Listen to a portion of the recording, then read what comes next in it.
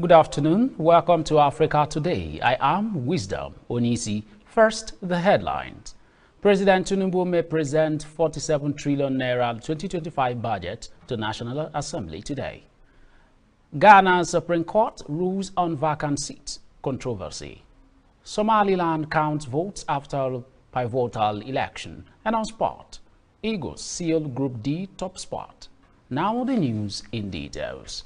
The federal government on Thursday approved the medium-term expenditure framework for 2025 to 2027 and fiscal strategy paper, according to MTEF.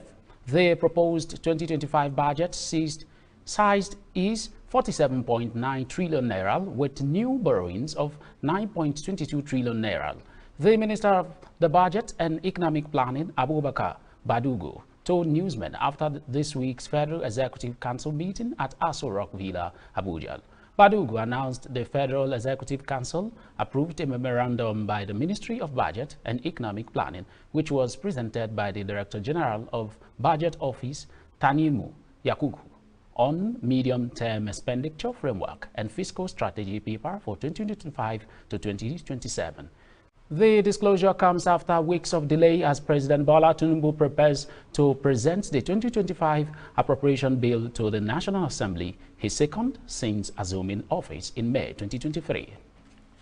Away from that, in a final push ahead of Saturday's election in Ondo State, the Oyo State Governor, Seyi Makinde, has said that the election is a litmus test for Nigerians to demonstrate that their hunger and anger can lead to real change. He stressed that it is incumbent on the people of Ondo State to turn out in large numbers on Saturday to make a bold statement about their desires for good governance. Makinde urged that the PDP is the party that can rescue Nigeria and lift it out of its current economic challenges.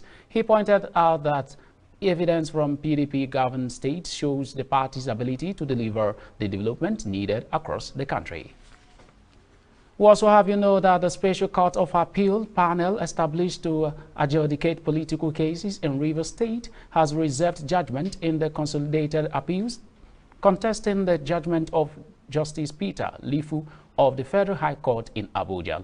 The three-member panel of justice led by Onyekachi Otisi stated that judgment in the appeal will be reserved after counsel for the parties adopted their briefs and final processes for and against the appeals. In one of the appeals concerning the Rivers local government election, Justice Lifu, in his judgment, restrained the Independent National Electoral Commission from releasing the voters' register to the Rivers State Independent Electoral Commission for the conduct of the state local government polls, which have now been conducted. Now, when we return, news from other parts of West Africa. Please stay with us. This is Hillstv. Quality broadcasting is what we'll bring to you. Now we be this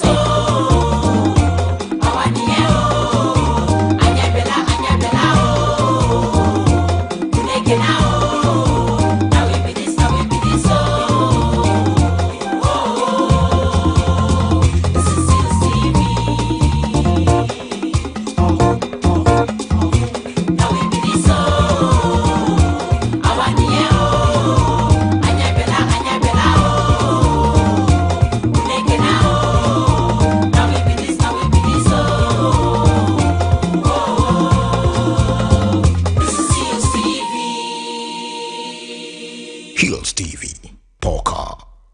Welcome back. Now news from other parts of West Africa. The Ghana Supreme Court has detailed its rationale for upholding the suit filed by Majority Leader Alexander Afenyo-Markin. According to the court, a member of parliament is considered to have vacated their seat only if they change their political affiliation while remaining in parliament under a new party identity. In its ruling, which supported the majority leader's position, the court clarified that Articles 97, subsection 1, G and H of the Constitution apply strictly to the current parliamentary terms. These provisions are not relevant to future terms, such as when an MP decides to stand for election under a different party in subsequent elections. The Supreme Court highlighted that an MP must vacate their seat if they switch parties during their tenure in Parliament, while still serving as a representative of the new party. The court's judgment indicates that the constitutional provisions in question are specific to the present term of Parliament, emphasizing that they do not address an MP's political choice for future election cycles. Now we'll move to other parts of Africa after this break. Stay with us.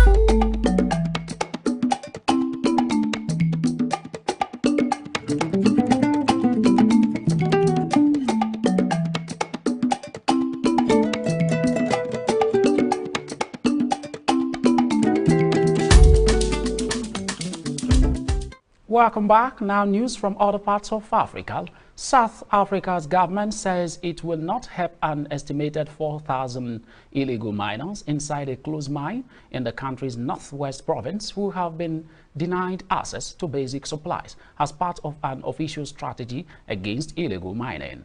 The miners in the mine shaft are believed to be suffering from a lack of food, water, and other basic necessities after police closed off the entrances used to transport their supplies underground.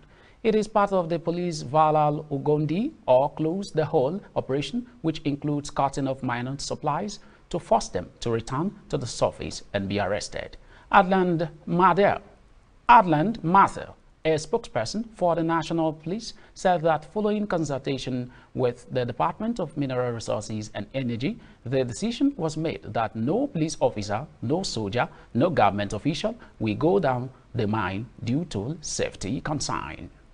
We have consulted with the mine owner, we have consulted with DMRE, and they are telling us that it is unsafe, it's inhumane to allow people to go down there. We have taken a decision that no police officer, no soldier, no government official will go down to an abandoned mine. It shows that the right for not providing food to people.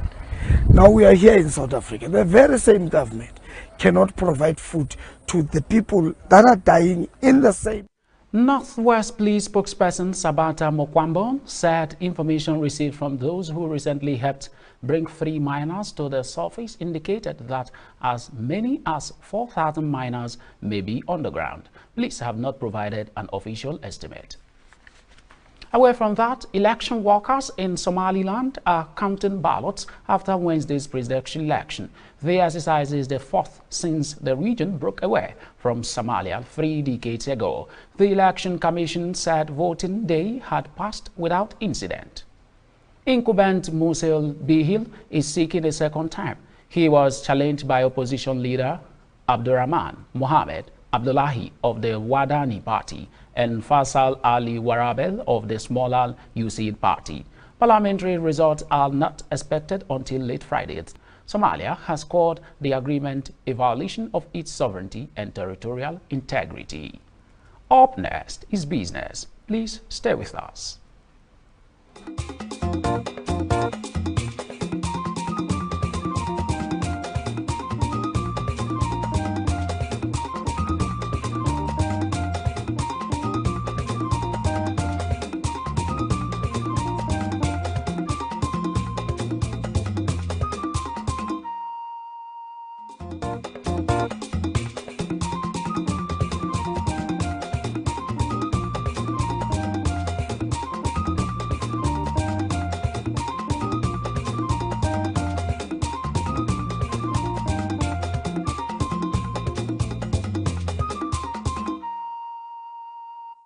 Welcome back. Now to business news. The federal government is set to earn about 6.96 trillion naira monthly from the oil sector as the Nigerian National Petroleum Company Limited, in collaboration with stakeholders, has raised crude oil production to 1.8 million barrels per day.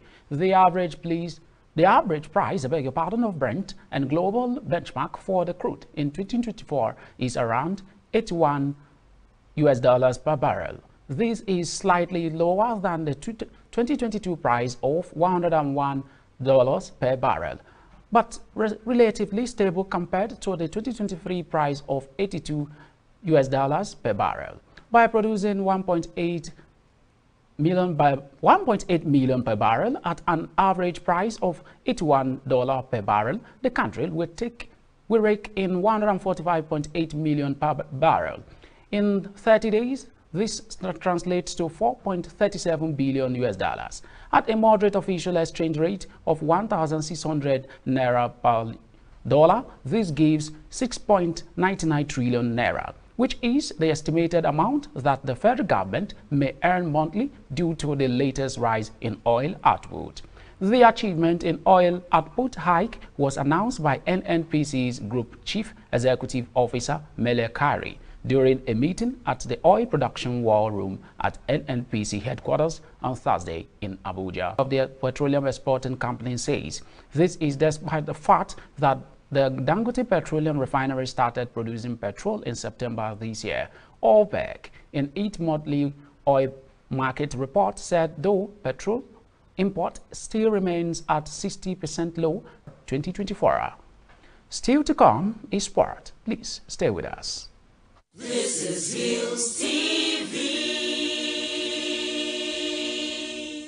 Quality broadcasting is what we'll bring to you. Now we be this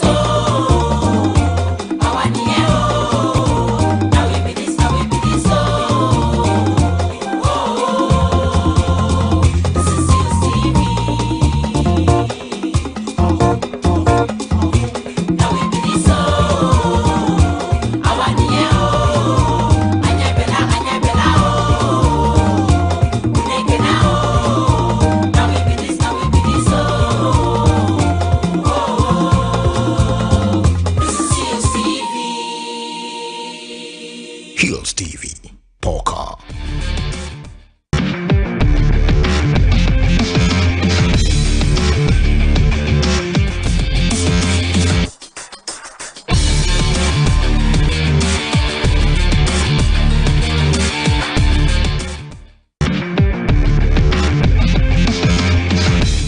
Glad to have against Benin Republic at the Standard Flix, Botany, Abidjan, Ivory Coast on Thursday. Napoli striker Victor Siemens salvaged a point for Nigeria with an 81st minute header after the host had taken the lead courtesy of a header as well in the first half. The result took Nigerians tally to an assailable 11 points in the group, having sealed their spot for the tournament in Morocco after Libya defeated Rwanda 1-0 in the group's second match in Kigali earlier on Thursday. Nigeria were set to coincide before facing the Cheetahs in Abidjan, but they were breached in the 16th minute with defender Mohamed Tijani heading in between Stanley Nwabali's leg from the well-worked corner kick to give Gnot Roads men the lead. Osimhen had a good chance to bring Nigerian level before the break, but he headed wide from Bruno Onyemechi's cross, missing Nigerians' best chance of the first half. The Super Eagles were lucky not to have conceded more than one goal in the encounter.